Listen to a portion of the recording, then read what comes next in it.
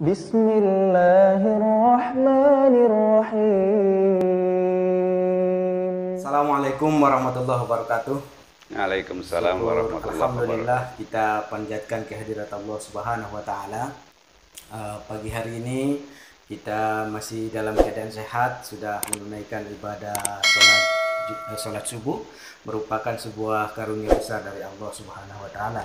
Dan juga selawat beriring salam kepada Nabi Muhammad Sallallahu Alaihi Wasallam selaku uswatun hasanah bagi kita, contoh tauladan yang baik di dalam mengarungi hidup dan kehidupan ini.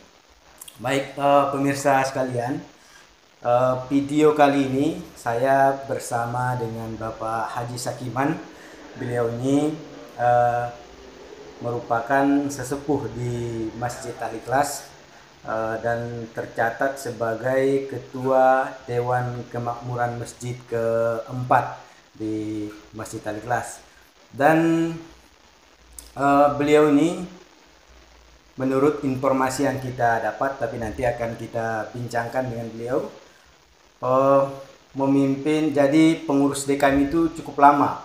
Bahkan terakhir jamaah masih menginginkannya, tapi mungkin karena sudah merasa sepuh beliau sempat menolak gitu. Kita akan bincang-bincang dengan beliau. Bapak jadi ketua DKM itu kira-kira tahun berapa? Saya mulai jadi pengurus nih ya. Kalau jadi pengurus itu kalau nggak salah itu dari tahun 86. Tapi posisi saya waktu itu bukan ketua. Ya. Jadi mungkin kemarin juga sudah ada wawancara dengan Pak Afif gitu ya. Iya. Memang apa yang disampaikan Pak Afif itu benar bahwa pada waktu itu sempat kepengurusan Al-Ikhlas ini vakum gitu ya, vakum, kegiatannya vakum. Maka akhirnya membentuk pengurus baru yang pada waktu itu posisi saya diangkat menjadi bendahara. Bendahara itu sekitar tahun 86 dengan ketuanya Pak Rustam gitu. Karena Pak Abdul Fattah Qasim itu sempat masuk ke Cipinang gitu. Ya. Tapi kemudian setelah Pak Fattah Qasim kembali ke Kebon Baru, keluar dari Cipinang, ya dia kembali menjadi ketua. Saya tetap waktu itu menjadi bendahara. Jadi saya pernah menjadi sekretaris itu 1 periode, bendahara 2 periode, ketua DKM 2 periode. Jadi totalnya itu 5 periode. 5 periode 25 tahun dari 86 sampai 2010. Dan sampai 2010 itu saya aktif sebagai pengurus masjid, walaupun posisinya itu pernah sekretaris 1 periode, bendahara 2 periode, dan ketua DKM 2 periode. Gitu. Jadi apa yang disampaikan Pak Afif Kufron, saya juga sudah baca, sudah dengerin itunya gitu ya. Jadi memang kondisi masjid pada waktu itu bangunannya saja masih pakai dolken gitu ya, pakai dolken. Terus atapnya pakai asbes. Tapi tetap kegiatan berjalan. Jadi ada orang yang bilang masih menyebutnya seperti kandang kebo gitu. Kondisi masjid waktu itu ya. Dan di sini juga masih sepi, Pak ya? Ya masih sepi, belum begitu rame lah gitu. Jalan ini waktu pas terimanya, tadinya kan di sini ada musola, musola diwakafkan dari Pak Mukhtar, hanya musolahnya saja gitu. Kemudian yang sebelah sana tanah kosong itu dibeli oleh Al-Ikhlas pada zaman kepemimpinan Pak Mualim Paidin. Yang punya tanah ini adalah mantan Lurah Kalibaru yang menjadi pegawai di Dinas Sospol DKI. Nah, itu dibeli lah gitu. Nah, itu awalnya seperti itu. Kemudian ada pembangunan tahap 2 gitu setelah vakum itu kan ada pembangunan tahap 2. Mungkin kemarin juga saya sampai baca-baca itu Pak Sakiman yang pegang surat-suratnya tahap 2. Nah, tahap 2 itu yaitu sudah bukan pakai dolken lagi, sudah pakai dinding ini semua, tapi belum 2 lantai. Masih satu Belum lantai, 2 lantai. 1 lantai, tapi ini di atas. Ya ini di sinilah. Di sini ada tingkat di sini. Iya, iya. Ada dak tapi pakai triplek tebal gitu ya, ditutup dengan karpet. Nah, ini di sini anak-anak remaja itu, terus marbot ada di sini. Itu sejarah awal saya jadi pengurus gitu itu. Iya. Sampai tahun 2010. Tadi waktu pengangkatan pertama Bapak jadi bendahara, berarti ketuanya Bapak Rustam. Bapak Rustam, ya Bapak Rustam itu jadi ketua, tapi juga nggak lama karena beliau meninggal dunia. Gitu. Jadi Berarti kembali, kalau Bapak Rustam itu pernah jadi ketua, berarti Bapak sebenarnya di periode kelima Pak ya? ya mungkin kelima itu sudah, Pak cuma nggak lama-lama Pak Mualim, Pak Fatah, terus Pak Vivufron, Bapak Tiga, ya Pak ini Pak Rustam, tadi. terus saya kelima gitu. Jadi di kepengurusan sebagai ketua DKM itu saya tahun 2000 sampai 2010. 10 tahun gitu ya, itu jadi ketua DKM. Terus apalagi nih kegiatan? Jadi Bapak kan dari istilahnya dari bendahara ya, terus jadi sekretaris, baru jadi ketua gitu. Iya. Jadi waktunya mengalami waktu yang cukup lama prosesnya gitu. Tentu Bapak merasakan bagaimana dinamika jamaah kita pada saat itu. Kira-kira setelah jadi ketua, setelah punya pengalaman yang cukup lama seperti itu, apa visi misi Bapak dalam membangun masjid ini, memakmurkan masjid ini saat itu? Ya pada waktu itu karena memang masih jamaah belum banyak, ya kita menginginkan agar betul-betul kita memiliki masjid yang katakanlah ya layak gitu, layak di masjid. Tentunya yang diisi dengan memakmurkan oleh jamaah itu. Alhamdulillah juga waktu itu ada kegiatan remaja. Ya, jadi saya bentuk ada ketua remajanya gitu. Ketua remajanya ya sekarang ini banyak seperti si Jamaluddin itu adalah Jamaluddin itu yang sekarang punya TPA juga, Jamaluddin Supriyanto. Terus si Maryadi itu zaman saya, Imam Mahdi, bahkan Imam Mahdi itu pernah menjadi sekretaris saya ketika saya jadi ketua. Terus Mas Huri, Ahmad, Ali gitu ya. Terus si Roni, Rizal, terus banyaklah gitu. Nah di situ remajanya saya himpun. Terus ada ketuanya, terus saya kasih kesempatan untuk mengadakan kegiatan. Ya, kegiatan diantaranya ya taklim bulanan atas nama remaja, kemudian dia mengundang dari masjid-masjid lain untuk mengikuti acara kegiatan bulanan. Ada juga seperti bedah buku dan sebagainya. Oh, jadi remaja itu tidak hanya terfokus di masjid Pak ya, tapi membangun hubungan dakwah. Iya, membangun hubungan dakwah dengan tempat lain. Jadi ketika mengadakan pengajian bulanan, apa itu bentuknya bedah buku atau tabligh akbar katakanlah gitu, itu memberikan undangan-undangan ke masjid-masjid sekitar ini gitu, memberikan undangan ke sekitar sini. Nah, itu remajanya. Jadi ya alhamdulillah kalau kita lihat ya alhamdulillah bagus-bagus gitu ya. Orang-orang yang dari awal di masjid ya kelihatannya bagus-bagus, akhlaknya ya berakhlakul karimah gitu ya alhamdulillah. Bahkan punya kegiatan seperti Jamal sekarang itu TPA-nya muridnya juga udah banyak gitu. Ya, jadi itu terus jadi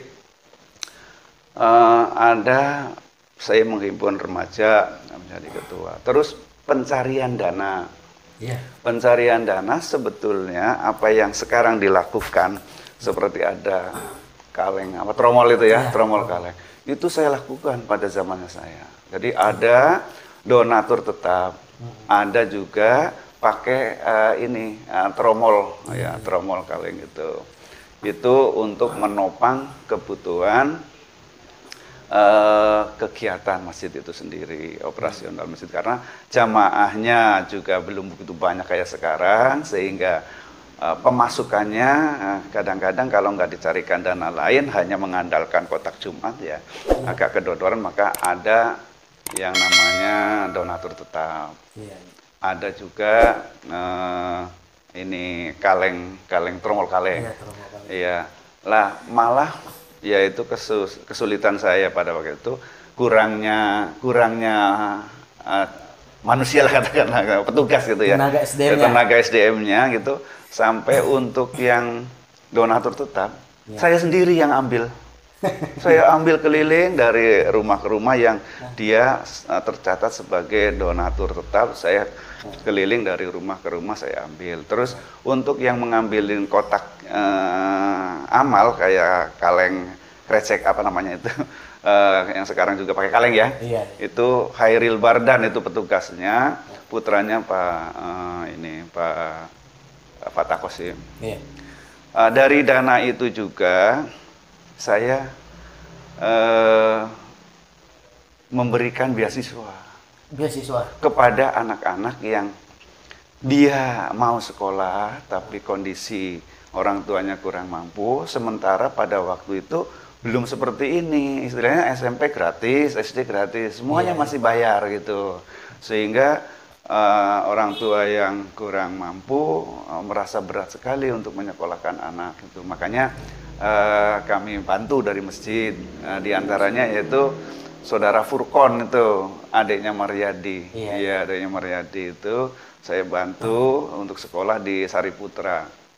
Terus ada beberapa yang lain gitu ya, sekolahnya kami bantu. Itu dari dana itu kita juga memberikan beasiswa gitu, beasiswa kepada anak-anak yang yang sekolah, tetapi orang tuanya merasa berat karena pada waktu itu memang harus membayar sekolah, nggak seperti sekarang banyak gratis.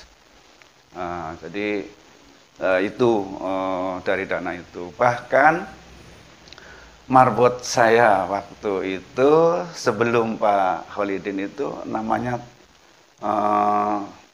Tohirin. Tohirin itu adiknya Tajudin. Tajudin yang ini yang suka pakai tongkat itu. Lah pada waktu itu dia juga ya kepengen kuliah gitu ya. Dia akhirnya masuk kuliah sambil jadi marbot, kuliah di PTDI, Perguruan Tinggi Dakwah Islam di Jalan Tawes. Terus bagaimana ya kalau cuma dari katakanlah honor marbot juga untuk kuliah nggak cukup, maka pada waktu itu saya membentuk juga kayak warung masjid gitu, apa yang pasnya namanya apa, pokoknya saya suruh jamaah didata. Biasanya itu yang rutin itu sabunnya sabun apa, sabun mandinya gitu, sabun mandinya sabun apa, odolnya apa, terus suruh beli di masjid. Yang layani yaitu Tohirin. Nah, saya waktu itu hanya yang penting modal dari masjid kembali. Soal ada kelebihannya, ya itulah untuk membantu kamu, karena sebagai marbot honornya tidak seberapa, sementara kamu masih ada keinginan untuk menuntut ilmu, ya akhirnya sampai sarjana juga itu si Tohirin. Kemudian pada waktu dia ditugasi oleh kampus untuk memberikan ceramah pada bulan Ramadan, dia ceramah di daerah Kemayoran. Nah, terus ada di antara jamaah itu, ceritanya Tohirin itu yang punya anak perempuan kepengin banget punya mantu yang bisa ngomong yang bisa ngomong di depan forum, ya terlebih khususnya masalah agama gitu. Akhirnya dia dipanggil, gimana kalau jadi menantu saya gitu. Langsung akhirnya ya mau nikah, sekarang jadi orang Kemayoran. Itu sekarang tinggal di Kemayoran. Kemayoran itu adalah ya mantan remaja sini yang sekaligus sebagai marbot sebelum Pak Kholidin. Nah, itu tadi sudah sampaikan masalah pencarian dana untuk ini ya, untuk kegiatan masjid gitu, yaitu dengan kotak Jumat udah biasa, terus donatur tetap, terus kaleng atau kotak amal dari rumah ke rumah yang petugasnya tadi sudah saya sampaikan. Kemudian bahkan untuk kurban, untuk kurban saya pernah mengadakan tabungan kurban. Jadi jamaah yang ingin kurban kalau sekaligus pada menjelang Idul Adha mengeluarkan uang 1,5 juta pada waktu itu agak berat, maka sebulan 100.000. Ya kebetulan ya itu lagi saya lagi yang menampung gitu karena kekurangan SDM-nya itu, jadi saya menampung. Saya udah nggak sempat lagi nagih-nagih ke rumah, jadi kalau mau bayar ya sekaligus sekalian ke masjid, sekalian sholat jamaah bayar. Itu berjalan berapa tahun, itu dirintis seperti itu sampai alhamdulillah akhirnya banyak yang kurban gitu. Jadi sempat juga gitu. Dan sekarang juga saya dengar suara itu jamaah ada yang kepengin gitu seperti dulu gitu, tapi ya tergantung pengurus sekarang, ada yang mau menangani apa tidak, tapi jamaah sebetulnya juga mau gitu kalau diajak untuk jadi istilahnya nyicil Pak. Iya, nyicil ya. Jadi kan kalau misalnya 1 tahun kan 1.200.000, nambahnya sedikit gitu. Bahkan sempat pada waktu itu lebih juga pernah gitu. Kalau yang kebetulan pernah bolong nggak ngisi gitu bulan ya, pokoknya nanti di total udah sekian, nambahnya sekian. Jadi nggak sekaligus kalau sekarang 2.850.000 langsung segitu enggak, tapi dicicil. Jadi saya mengadakan seperti itu, ada warung masjid, ada tabungan kurban gitu. Itu yang pernah saya lakukan seperti itu. Terus pengajian juga ya ada gitu, cuma tidak kayak sekarang lebih banyak lah gitu, katakanlah 1 pekan berapa, tapi dulu tetap ada. Bahkan ya yang isinya itu kemarin zamannya Pak Afif itu, Pak Mustafa itu dia adalah bin roh di rumah sakit PPP. Jadi dia juga pembimbing rohani para pasien itu. Dia merangkap juga ngisi di sini. Ya orang-orang yang inilah Yayan Hendrayana, Pak Yayan Hendrayana itu juga ngisi rutin di Al-Ikhlas yang ya sempat zaman Orde Baru itu pada dikandangin gitulah. Ya itu banyak, termasuk khotib-khotibnya, khotib Idul Fitri, Idul Adha lah gitu. Itu seperti Abdullah Heha Mahua. Itu kan di KPK kalau nggak salah ya sekarang. Sempat di KPK Abdullah Heha Mahua. Terus Yayan Hendra isi ya. Abdullah Hamahua, Yayan Hendrayana, Tony Ardi itu. Nah, sehingga alhamdulillah masjid kita jadi perhatian pemerintah. Jadi perhatian gitu. Kalau bahasa saya jadi perhatian lah gitu. Karena kalau Idul Adha itu pernah juga satu pasukan polisi di belakang jamaah itu siap dengan senjatanya itu. Oh, punya pengalaman seperti itu? Punya pengalaman seperti itu gitu ya. Terus kesini berkurang jumlahnya gitu. Sampai akhirnya pada masa akhir-akhir saya jadi pengurus itu paling 1 orang itu pun nggak istilahnya kayak orang ngumpet lah gitu. Kalau dulu kan terong-terongan berjejer dengan senjata lengkap gitu. Saking perhatiannya sama masjid kita. Itu. Bapak ada ini nggak saat itu dapat tekanan dari pemerintah mungkin? Enggak, kalau tekanan sih enggak, cuma ya paling gini diminta untuk laporan siapa khatibnya gitu, minta alamat lengkap gitu. Itu diminta gitu. Terus terakhir ya setiap khotib turun, tahu ada yang nyamperin saya, seorang polisi gitu. Polisi nyamperin, nanyain, Pak, gimana itu Pak isi ceramah khatibnya gitu. Saya nanya kepada beliau, Bapak baru datang apa dari awal gitu. Saya dari awal Pak. Lah kenapa nanya saya? Bapak simpulkan sendiri gitu. Bapak kan mendengarkan gitu. Simpulkan sendiri sebagai laporan Bapak gitu. Jawaban saya begitu, jadi saya nggak perlu ini gitu ya. Ya Bapak saya tanya dulu, Bapak itu dari awal apa baru datang? Dari awal Pak. Berarti Bapak ngikutin. Iya, ya kalau ngikutin simpulkan sendiri sebagai bahan laporan. Kan Bapak dituntut untuk laporan ke atasan setelah memantau kegiatan Idul Fitri, Idul Adha di Al-Ikhlas ini. Ya Pak, ya udah. Nah, dia diam dengan jawaban saya, simpulkan sendiri gitu. Dia diam. Enggak. Mungkin kalau saya jawab, oh gini-gini akan memancing-mancing terus gitu, macam-macam. Berarti itu sekitar tahun 2005 ke 2010-an ya Pak? 2000, saya lupa tahunnya itu ya, 2005, Kalau 2010. hampir di akhir-akhir periode kan kira-kira. Iya. Nah, kalau tapi di akhir itu sudah paling begitu, udah paling satu orang yang ngawasin. Kalau dulu waktu saya masih mungkin jadi bendaharanya, apa jadi sekretarisnya itu betul-betul di belakang. Dijaga Pak ya? Dijaga ya gitu, jadi dijagalah, takut ada yang ganggu kali. Ya, jadi itu. Terus mengenai ini Pak, di masa Bapak itu kan sudah ada pembangunan ya, pembangunan tahap 2 Pak ya? Iya, pembangunan sudah ada. Itu kalau dihitung-hitung sebenarnya kalau mengharapkan infak dari jamaah saja kan kayaknya kurang dengan biaya yang besar seperti itu. Apa solusi yang Bapak lakukan waktu itu sehingga bisa menuntaskan pembangunan masjid sebesar ini? Ya, jadi begini, pada waktu saya jadi ketua, saya terus terang menolak untuk menangani pembangunannya. Ya, saya supaya terpisahlah antara ketua DAM dengan ketua pembangunan. Bendahara DAKM dan bendahara pembangunan. Saya minta dipisahkan. Ya, akhirnya ketua pembangunannya adalah Pak Afif. Ketua Pak Afif sebagai ketua pembangunan, saya ketua DKM. Terus bendaharanya Bapak almarhum Haji Kuman Sucipto, itu bendahara pembangunan masjid.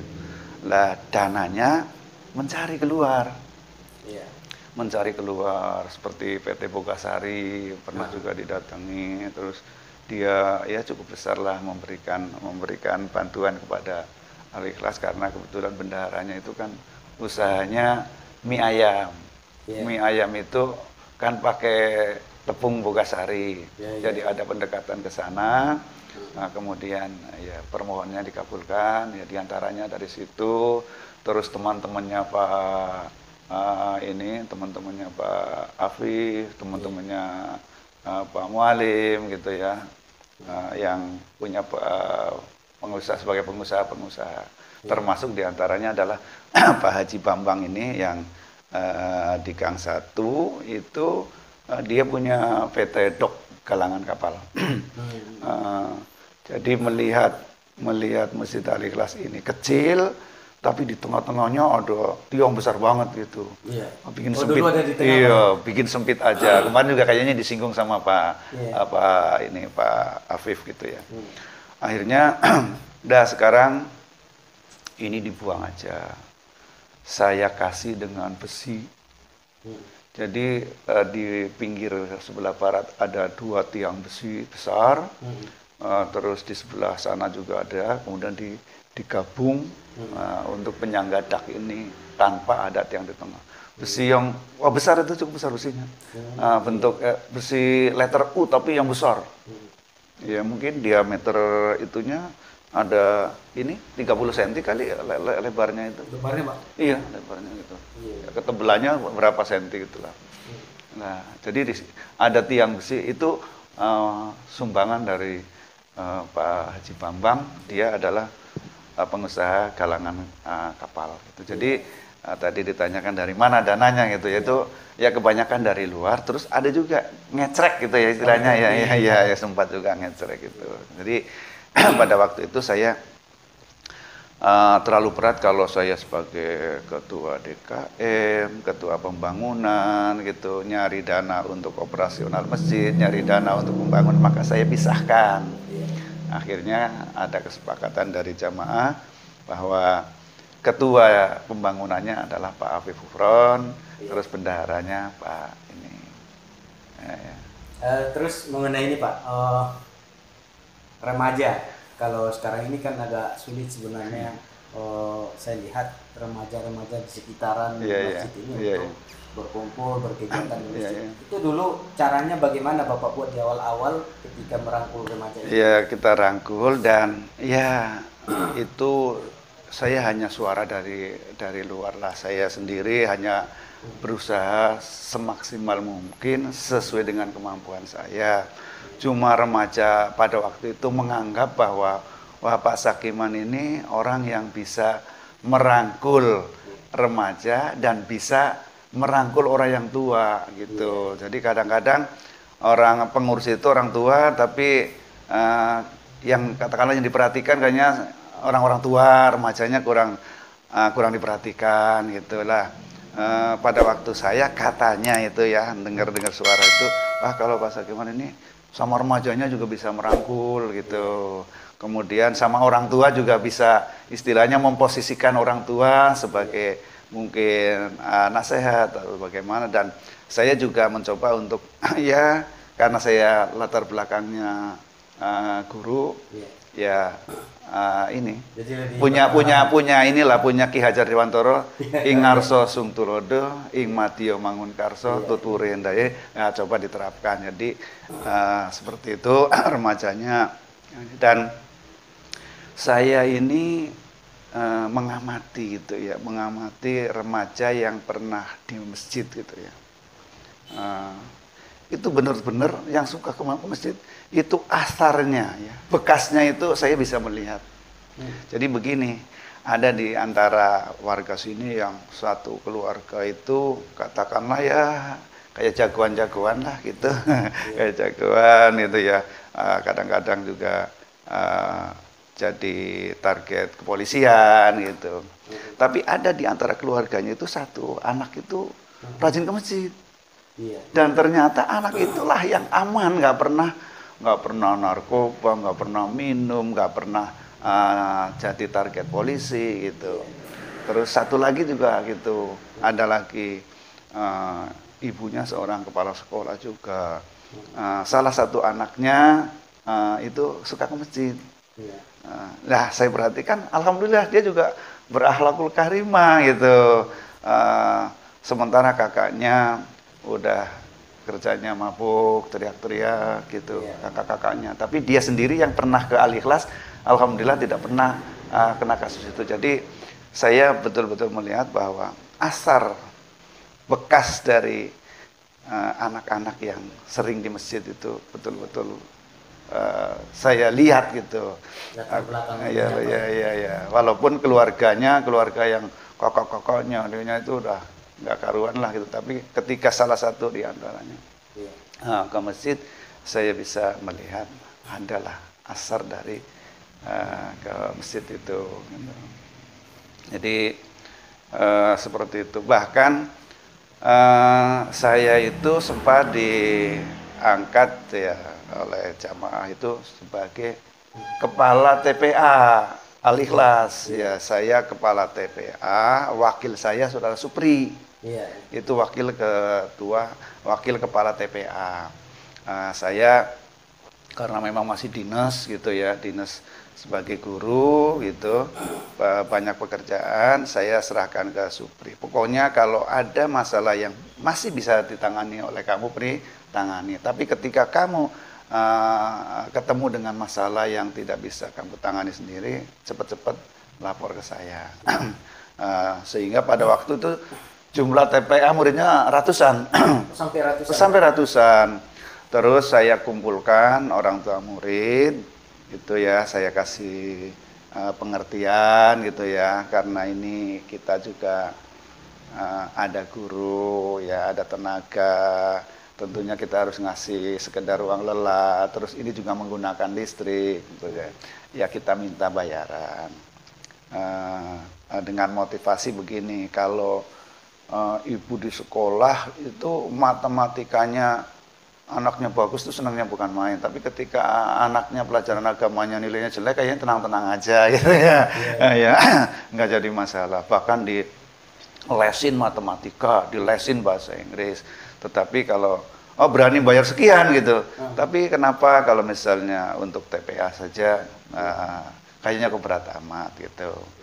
Tetapi ibu-ibu ya, saya minta kalau memang benar-benar nggak mampu memberikan sekedar bulanan untuk bayar listrik, nggak apa-apa. Jangan sampai anak ibu nggak ngaji ke TPA gara-gara tidak bisa membayar. Saya kasih seperti itu. Terus yang ngajarnya yaitu seperti Supri, adiknya Supri, terus adik iparnya Supri, terus adiknya Enang, ini Ari, kakaknya Ari. Kakaknya Ari ya, adiknya Anang ya. Tadi kan Anang, terus adiknya perempuan itu juga guru di TPA-nya. Terus ini yang tinggal di rumah saya, Bu Ibu, sekarang jadi TU di SD. Dia juru pengajar juga di TPA Al-Ikhlas. Jadi saya bilangin, ya siapa koordinator yang menangani masalah keuangan, tolong jangan sampai anak ini ditekan masalah bayaran sehingga menjadi beban sehingga tidak ngaji. Ya, pokoknya jangan sampai gara-gara anak ini nggak bisa ngurus jadi nggak ngaji gitu. Saya sampaikan kepada gurunya seperti itu, sama orang tua muridnya juga seperti itu. Jadi yang ada ya bayar, yang nggak ada benar-benar nggak ada ya. Jangan terus nggak ngaji gitu. Saya sempat jadi ketua kepala sekolahnya lah, kepala TPA-nya agak lama. Kemudian ketika ganti Pak Nasir, saya masih sebagai ketua kepala TPA. Tapi kemudian di sini pada zamannya Pak Nasir kan ada imam rawatib yang rutin, yaitu Pak Jainal namanya ya. Ustadz siapa namanya itu yang diasolihin sekarang kalau nggak salah. Lah itu ditempatkan di sana karena dia harus tinggal di sini, tempatkan di sana. Akhirnya dia merangkap sebagai ketua TPA-nya. Terus Suprinya keluar, gantinya si Daud gitu. Jadi waktu itu ketuanya, pengganti saya itu Pak Ustadz siapa namanya, Kak Jainal apa siapa itu ya, sebagai imam rawatib juga di Al-Ikhlas gitu. Nah sekarang saya kurang tahu juga persisnya ini siapa ininya, kepala TPA-nya apa Daud apa siapa, saya kurang tahu. Jadi pada waktu itu saya sempat merangkap sebagai kepala TPK, terus wakilnya si Supri. Ya. Terus ini Pak, masjid kita ini kan sampai sekarang juga kayaknya sebagian masyarakat di RW kita ini berpendapat Masjid Al-Ikhlas itu masjidnya Muhammadiyah atau ini gitu. Sehingga ada yang kadang tinggal di sini, sholatnya ke sana. Itu dulu menghadapi masyarakat yang seperti itu, langkah-langkah yang Bapak buat seperti apa itu? Ya jadi memang jamaah kita itu macam-macam. Saya lihat ada katakanlah yang dari NU, ada yang dari Persis, ada yang dari Muhammadiyah. Ya kita persilahkan saja, tidak pernah. Tapi kita memberikan istilahnya ustadz yang kita panggil ya, yang Quran Sunnah aja lah gitu.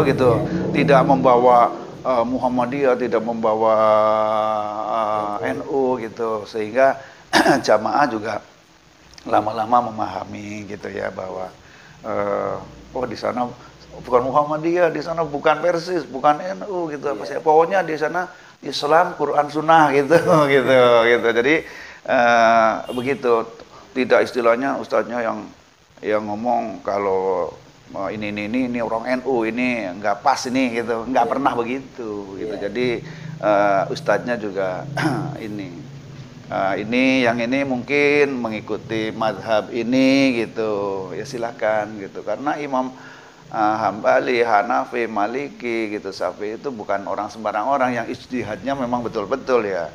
Nah, mereka juga tidak pernah menyalahkan satu sama lain, mereka saling menghargai. Jadi ketika jamaahnya ada yang memang mengikuti mazhab ini, tapi kok ke al-ikhlas ya silahkan aja, tidak pernah istilahnya dideketin terus supaya kamu ganti ke mazhab ini, itu nggak pernah gitu. Tapi si ceramah itu, si penceramah itu, si mubalik itu semuanya sama, satu itu, satu katakanlah satu madhab lah gitu, satu nada gitu, nggak pernah ganti-ganti gitu, nggak pernah wah kita besok ngambil dari NU, besok ngasih ceramah orang Persis, besok yang itu nggak begitu gitu. Jadi akhirnya wah di sana seolah-olah bilangnya wah di sana netral aja gitu di Al-Ikhlas gitu. Jadi ya biarin yang yang walaupun rumahnya dekat masjid tapi ke Hayatul Akbar ya biarin, yang penting kan dia sholat, dia juga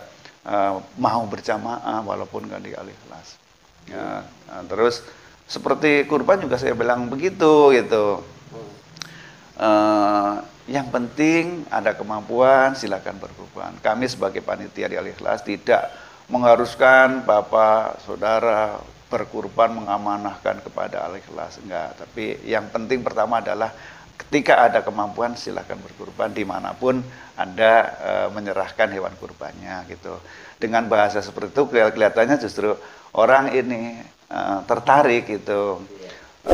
Sampai ada orang Hayatul Akbar yang rumahnya katakanlah juga di depannya, tapi kurbannya ke sini terus. Terus ada berapa orang lah, 1, 2, 3, 4 itu rutin gitu ya. Tapi dia sehari-hari sholat berjamaah di Hayatul Akbar. Tapi ketika ibadah kurban menilai bahwa di sini mungkin bagi dia lebih amanah atau bagaimana, dia ke sini terus. Bahkan sempat 1 ekor sapi, 1 keluarga juga diserahkannya ke Al-Ikhlas gitu. Ya. Ya. Baik, terus yang terakhir nih, Iya. dengan pengalaman yang cukup lama jadi pengurus DKM, kira-kira apa pesan yang ingin Bapak sampaikan untuk generasi-generasi kedepannya dalam memakmurkan masjid kita ini? Gitu. Ya, jadi saya itu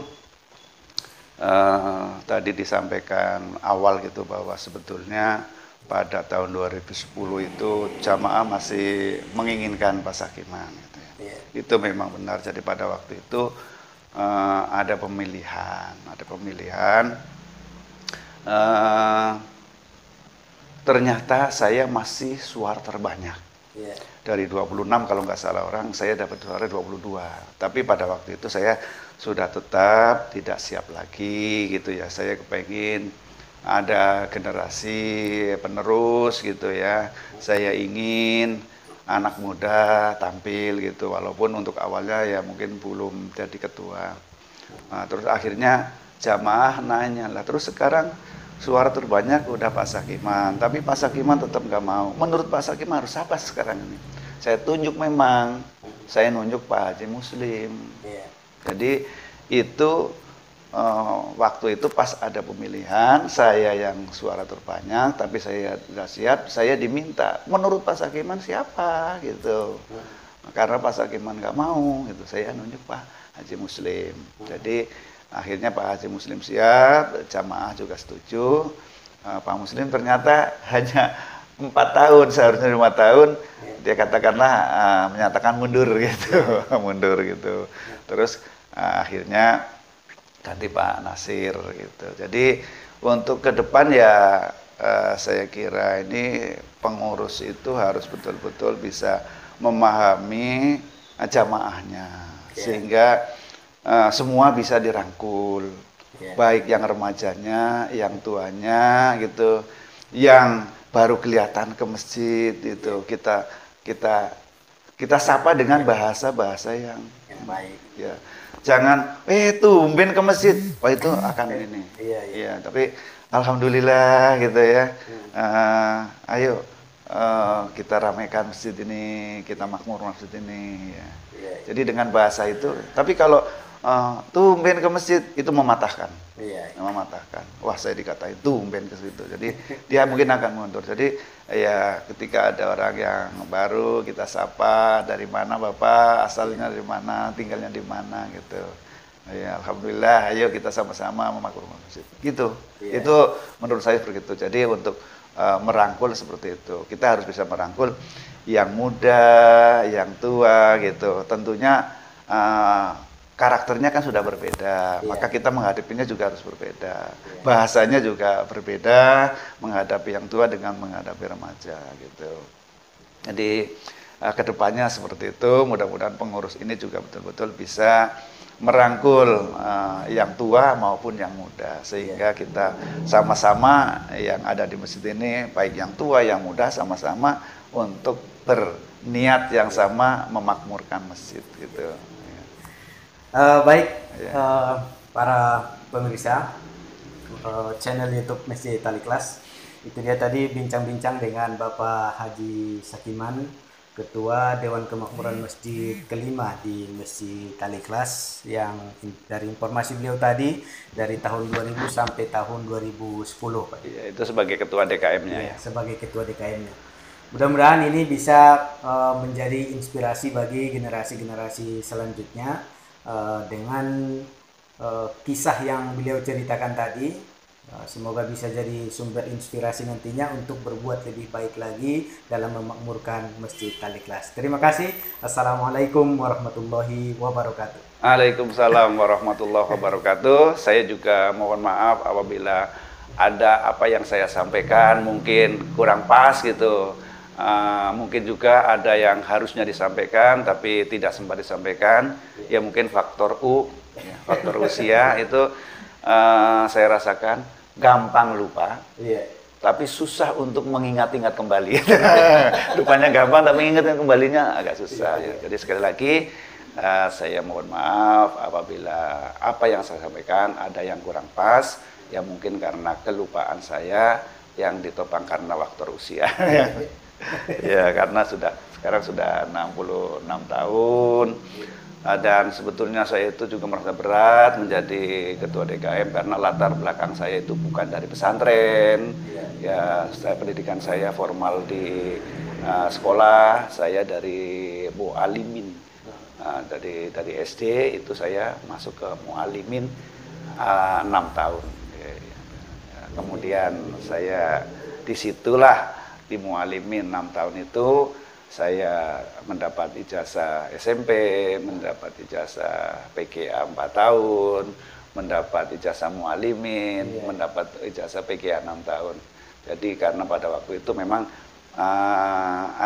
masih dibolehkan ekstraning. Jadi sekolah saya itu kelas 3 boleh ngikut ujian SMP, kelas 4 ikut ujian PGA 4 tahun, kelas 6 2 macam ujian mu'alimin itu sendiri dan ujian PGA 6 tahun. Jadi saya sama sekali bukan dari pesantren, ngaji di pesantren nggak pernah, tidur pun belum pernah di pesantren gitu, apalagi ngajinya. Ya, jadi sekali lagi kalau ada kekurangannya saya mohon maaf. Billahi taufiq wal hidayah. Assalamualaikum warahmatullahi wabarakatuh.